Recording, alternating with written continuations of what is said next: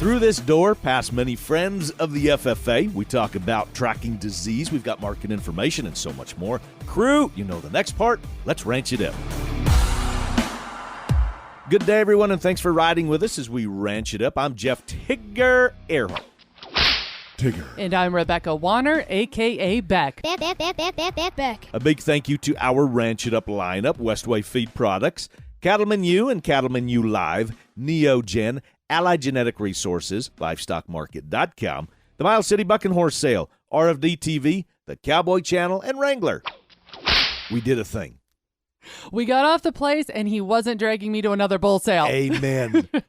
We got off the place. But this was a lot of fun we want to talk to you all about. This was really cool. We had the opportunity to hang out with a bunch of wee ones, the coolest kids around. We did. We were able to MC and help out with our local Egg Day. Brought to us by our friends from the Farm Bureau. So they had, what you can imagine, they had cows and calves, and they had sheep and pigs, and they did a fantastic job. They had a demonstrations. big tent put up. They even had somebody come in with their bees so kids learned where honey came from. The Beef Commission, a shout out to them. They were there providing easy tips and recipes. It was a great day overall. And I need to tip my hat to some more young people, some young adults really, because there were two FFA chapters that were there that were helping out. And these kids really helped out They big did. time. They did. The Mandan FFA chapter. Appreciate y'all for being there. And then the New Salem FFA chapter. Why do I have a smile on my face when I talk about the New Salem FFA chapter? That's just your alma mater, right? That is my FFA chapter.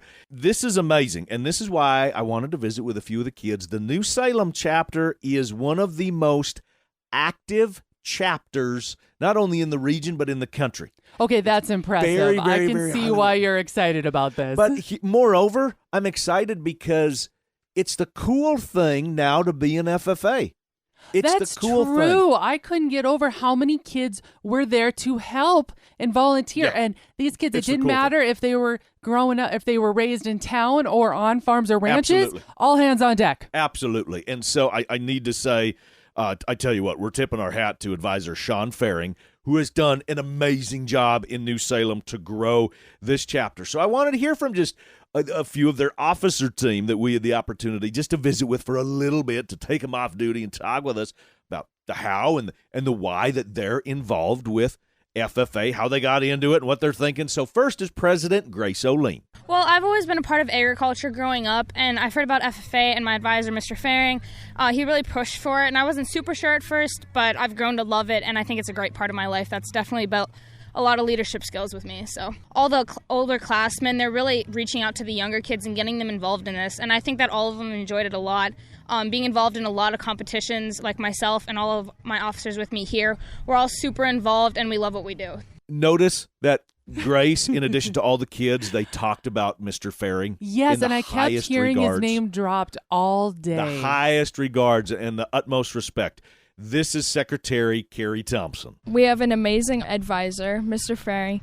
He makes it a lot of fun for us, and then my officers also make it a lot of fun, and we have a great time together. What a lot of you know is that we have the president, the vice president, the secretary, treasurer, reporter, sentinel. Sometimes people forget that one, and the advisor is part of the officer team. But did you know, Ms. Rebecca, that there are 3 optional officer positions in the FFA? I did not. I didn't either, and I know just about everything about everything. I had no idea. Especially when it comes to FFA. You know a lot. I know everything.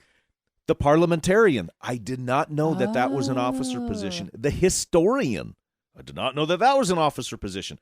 And then the chaplain, I did not know that was an officer that is really position. cool that they have a chaplain. And you know why they do? Because there are so many kids, as we said, that are involved, that they have the opportunity to fill every position on their officer team. This is Chaplain John Wolf. We have enough kids in our chapter that we can get enough people willing to be officers so we can have those extra officers like Grace was talking about and just get more kids involved, and we can have more people available to help work events like this. Thank you again to Grace, Carrie, John, Mr. Faring, the whole New Salem FFA chapter. In fact, all FFA chapter and all youth organizations. And this is what I wanted to bring up, and this is the important thing, is Beck and I, we get tons of email and messages. People ask, how can I get involved? What can I do? Or that's a great story, Tigger, but we can't do that here, or that can't be applied here. And we come back and say, oh, yeah, you just got to be creative of what you're doing. And here's where I'm going with this is it was wonderful for us to be with the wee ones, right? Mm-hmm. To visit with them, to show them where and how their food comes from and that it's local and all these sorts of things.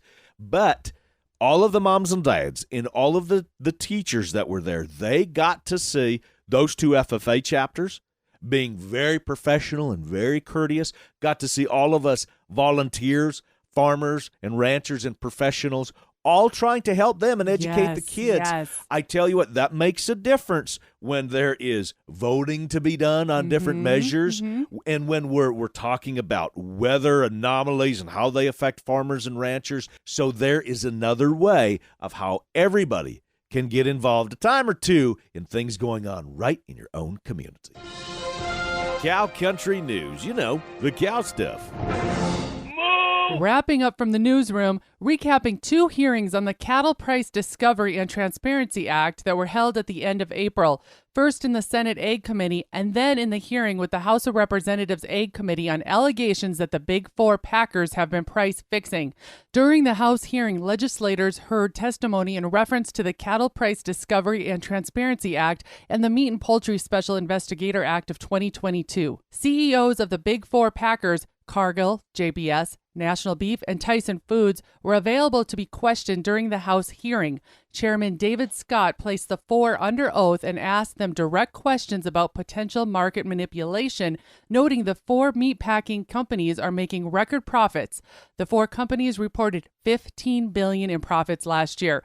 All 4 CEOs denied any wrongdoing, pointed to the cattle cycle, droughts, and also to COVID-related disruptions for the increase in the packers' meat margins. Scott wasn't satisfied with those answers, offering data showing a trend in larger meat packer profits beginning in 2015 before COVID. He asked the CEOs to answer under oath yes or no to the question of whether there is or was an agreement between the 4 companies to cooperate together on issues impacting supply or pricing.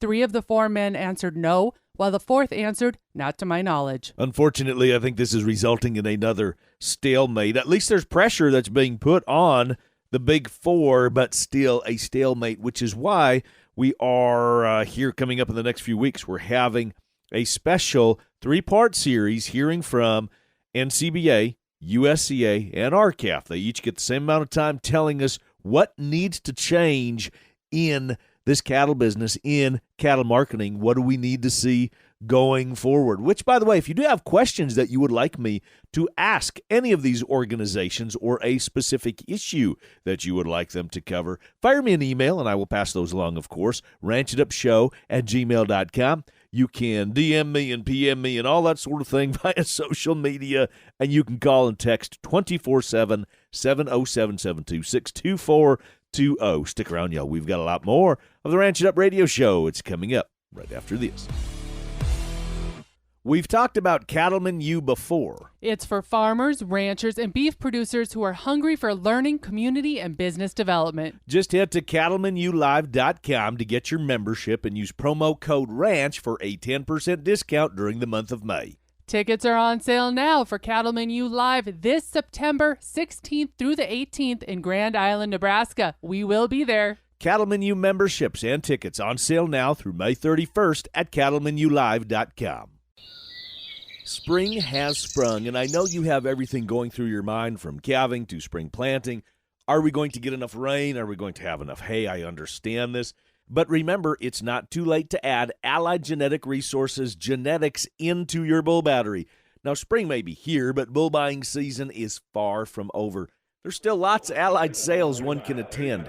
Make a difference and add Allied Genetic Resources to your program. You'll be glad you did.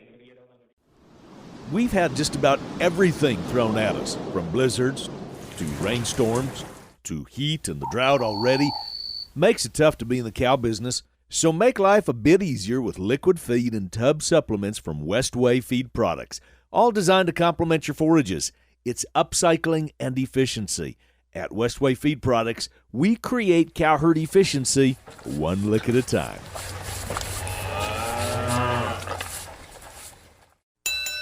Let's get it on. cattle battle. By now, we have heard of the avian influenza or bird flu, and I know Beck has covered this in detail. Now, unfortunately, many farm flocks and operations have been completely eliminated in an attempt to control the spread of the disease, and this has caused all other species of domestic livestock producers to stop and take notice.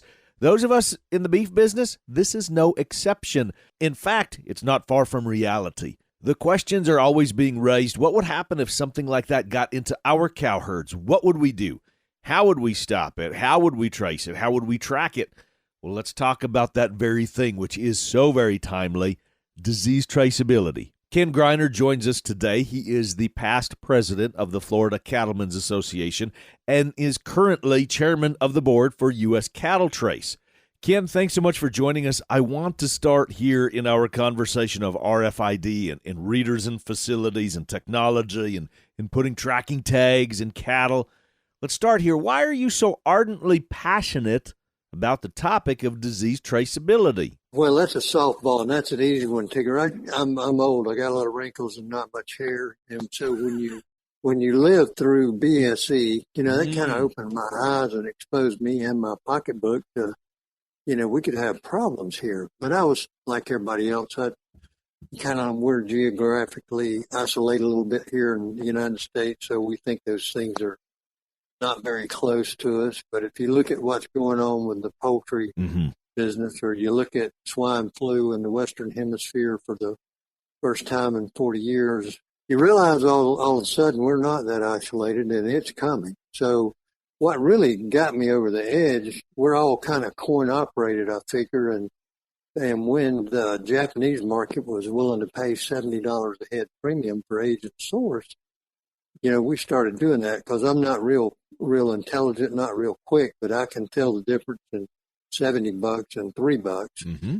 And so we did that, and all of a sudden we realized how simple RFID was. And then by the time the premium went away, we were so addicted to what it did for our management, getting away from that big chief tablet and number 2 pencil, that we would have paid extra money, to tag them. So then it upped and cranked up my passion for, here we are, the most antiquated thing we've got in the beef industry is our animal disease traceability.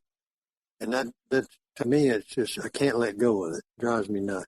Let me just kind of address the elephant in the room, and let's attack this thing, because I have had this conversation with several other people, and they have pushed back with me either via on social media or whatever the case is, and I'm glad that they did, because they said, Ken, this is great and we support it, but who's going to pay for this? Is this going to be an expense that's going to come down to you and I as cow-calf producers that's going to get so darned expensive for us to try to implement said program? That's the beautiful thing about what we do with U.S. Cattle Trace, our new program, Tigger, because I am a cow-calf guy every day, all day. I see my checkbook. I don't need to pay for anything else. And that's what we're doing at U.S. Cattle Trace. And what is so nice and so, I guess it's rewarding for me as a cow-calf guy, we've built this program and we've taken those issues like cost and every issue the producer has, and when we've addressed them, because we are producers. All this data is going to be managed and protected by producers. What we're doing with our budget is, cow-calf producer, you can join U.S. Cattle Trace for $25. Well, for the packing industry, they're paying 6-digit money. And the reason they're doing it is the same reason we believe in it, and it's what you referenced a while ago. We all know it's important, but, all stuff runs downhill, right? Right. The cow-calf guy it's not their responsibility. And we're even engaging the retail side this year in our fight for cattle traceability, the Wendy's, Walmarts, and all. We're going to give everybody an opportunity who will suffer in a disease event to help pay for it.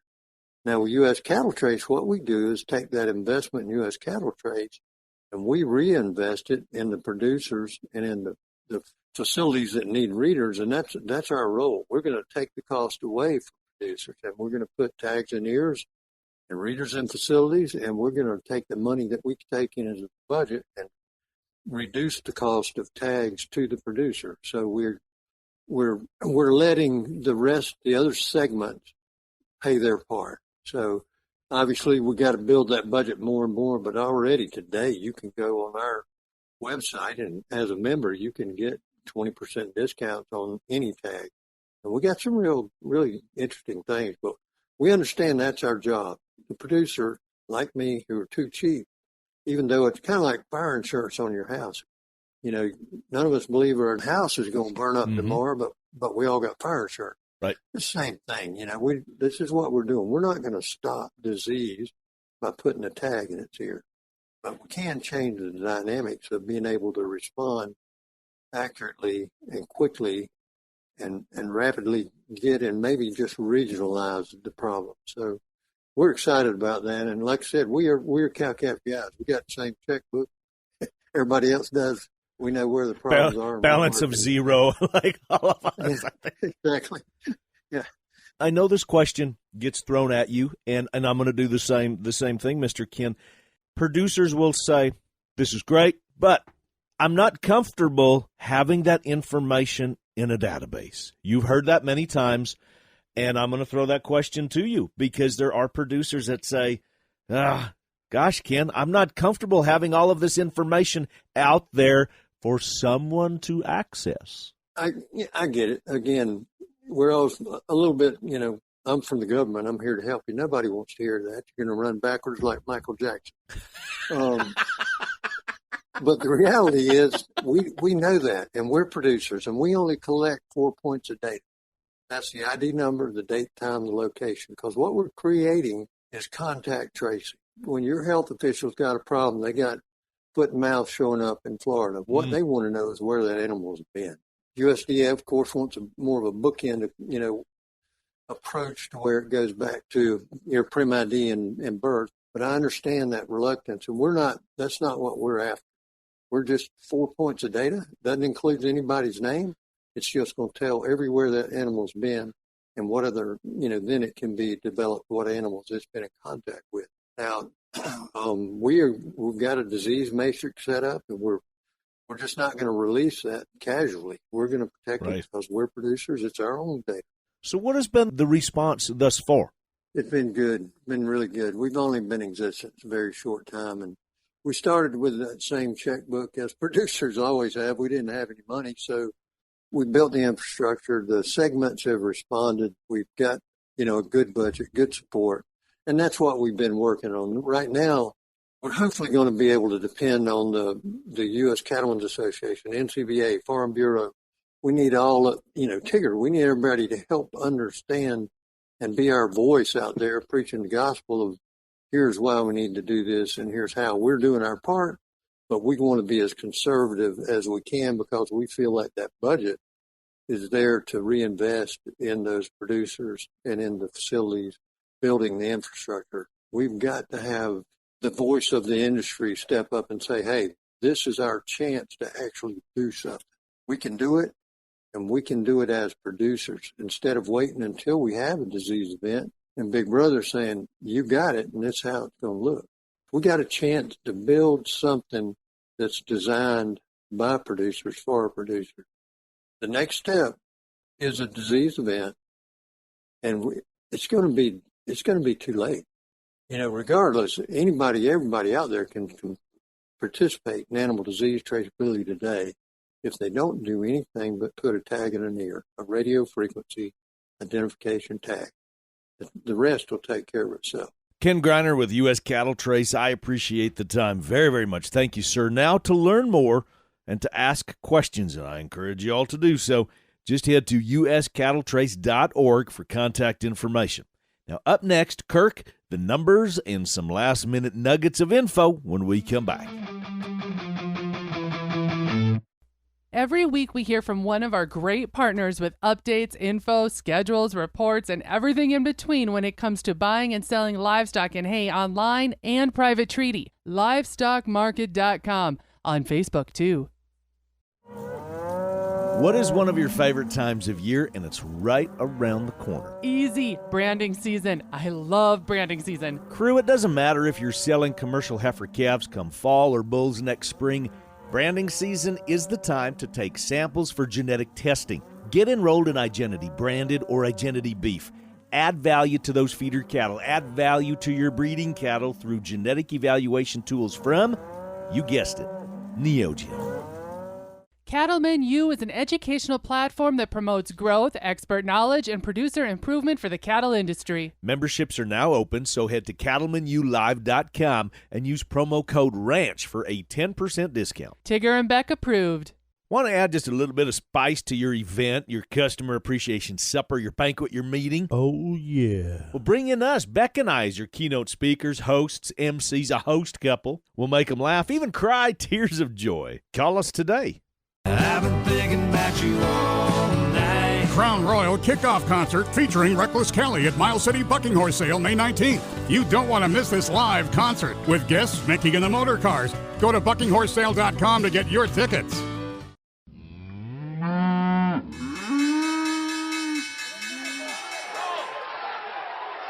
Welcome back, everyone. Thanks for hanging out with us. Kirk Donsbach with StoneX Financial Incorporated, and Kirk and I were talking during the commercial break, as we always kind of do, and we visit, okay, what are we going to talk about? What are we going to recap?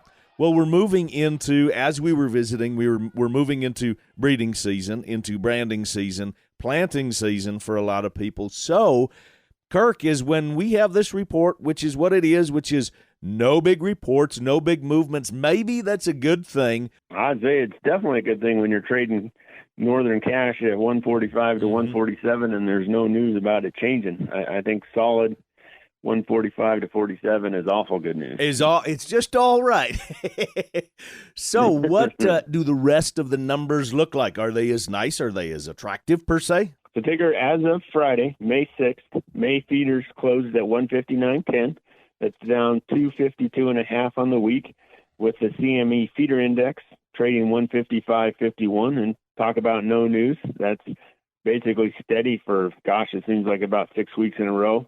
Down 13 cents literally, but we'll call that steady, leaving our basis at a negative 404 against May feeder futures. June live futures traded 132.65. That's down 30 cents on the week.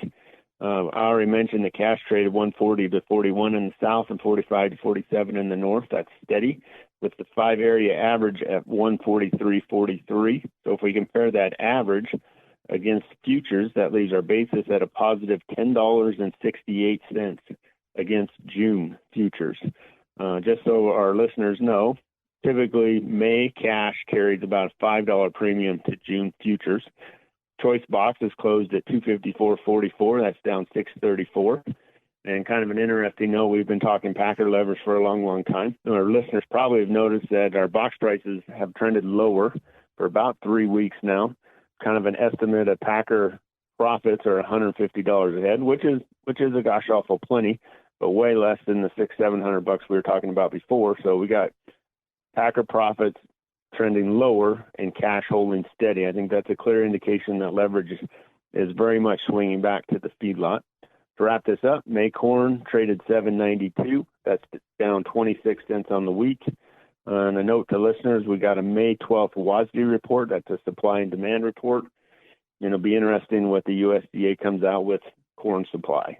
Kirk, before I say fare thee well, we started our conversation and I was listing off a litany of these different major tasks. I'm just curious where you are at with your schedule in the calendar. Have you branded calves? Are you in the field?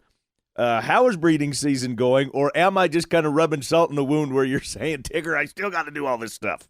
Well, I always have plenty to do, Tigger, as all ranchers do, I'm sure. But last Sunday, we did brand some calves.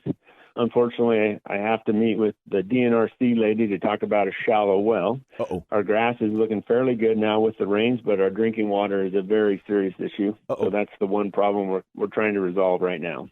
Hey, it's Mark Van Zee with LivestockMarket.com and EquineMarket.com. I got a couple exciting things to update you guys on this week. First, the final results from our last online horse auction are in. So on May 4th, we sold 18 horses, all no reserve, on our online auction, and the sale went really well. Highest selling horse was the barrel horse out of Baggs, Wyoming, and that horse brought $15,600. That was the high earner. Top 20% of horses averaged $13,550, and the all horse average from top to bottom was $6,800. And this is for basically ranch broke horses. Next horse auction coming up is June 8th.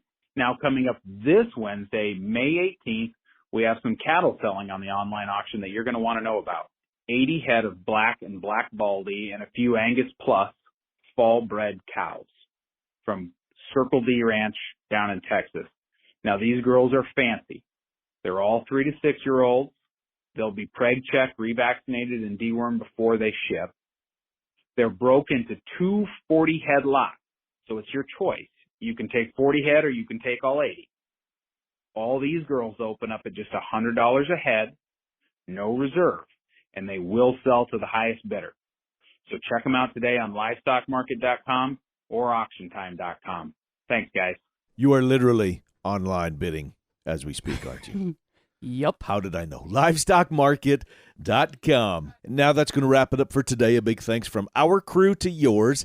Ken Greiner with U.S. Cattle Trace, Kirk Donsbach for the recap, Mark Vanzi with livestockmarket.com, and, of course, the online bidder herself, the Boss Lady Bec.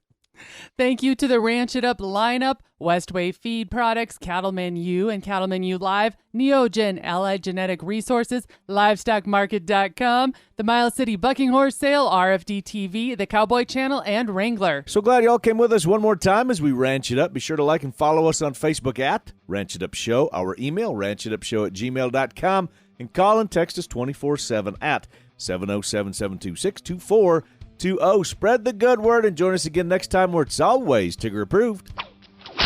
Stay ranchy and ranch it up.